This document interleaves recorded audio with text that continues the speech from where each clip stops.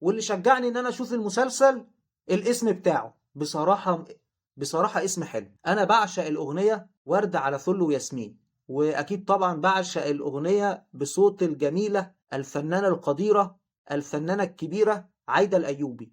اكتر واحدة بحب اسمعها بعد فيروز اللبنانية، يعني بتدخلني في مود جميل جميل جميل. وطبعا الأغنية دي من التراث، وناس كتير قوي غنوها، لكن أنا بعشق الأغنية بصوت عايدة الأيوبي. لكن أنا بعشق الأغنية بصوت عايدة الأيوبي. طبعا سلوى محمد علي، إسماعيل الفرغلي، ميمي جمال، ممثلين شاطرين جدا، ووجودهم جميل، عندهم قبول وحضور، وعندهم كاريزما وطلة وشلة ورنة، حاجة جميلة بصراحة. يعني مسلسل جميل يا جدعان، مسلسل جميل. والبنت اللي عملت دور نجوى صاحبة صبا مبارك او صاحبة الهام، لا بجد يا جماعة المسلسل ده محتاج قعدة. لكن انتوا قفلتوني بجد بجد، الحلقة الأخيرة دي قفلتني، أنا تعبت نفسيا بسببها، أنا بجد تعبان نفسيا، وانتوا دمرتوني، انتوا كسرتوني، انتوا جرحتوني، انتوا قرفتوني، انتوا زهقتوني.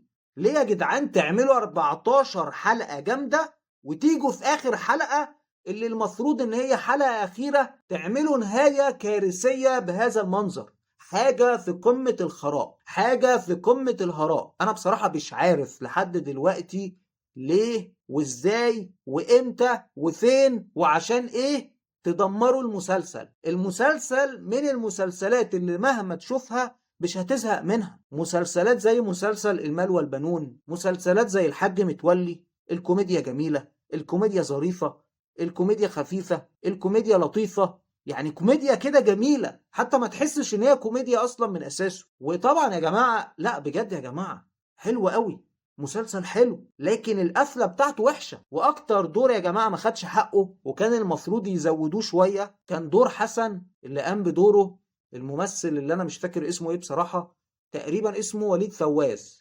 وليد فواز يا جدعان، وليد فواز ده حتة سكرة وعمل دور جميل، لكن انتوا ما اديتولوش الفرصة ان هو يشتغل بصراحة يعني. فهل المسلسل يستحق؟ المسلسل يستحق من الحلقة الاولى الحلقة ال 14 تقريبا 10 من 10. جت الحلقة الاخيرة سالب 10 بس، ما تقدرش تقول اكتر من كده، يعني ممكن نقول سالب 100 سالب 500. الحلقة صعبة يا جدعان، دي مش حلقة يا جدعان، راعوا ان في بني ادمين بيتفرجوا على المسلسل يا جدعان، حرام. الحلقة الاخيرة بجد بجد يا جدعان، انا بعد كده لو شفت اللوجو بتاع شركة اروما مش هتفرج عليه، بس يعني مش اي حاجة بعد كده لشركة اروما انا مش هتفرج عليها.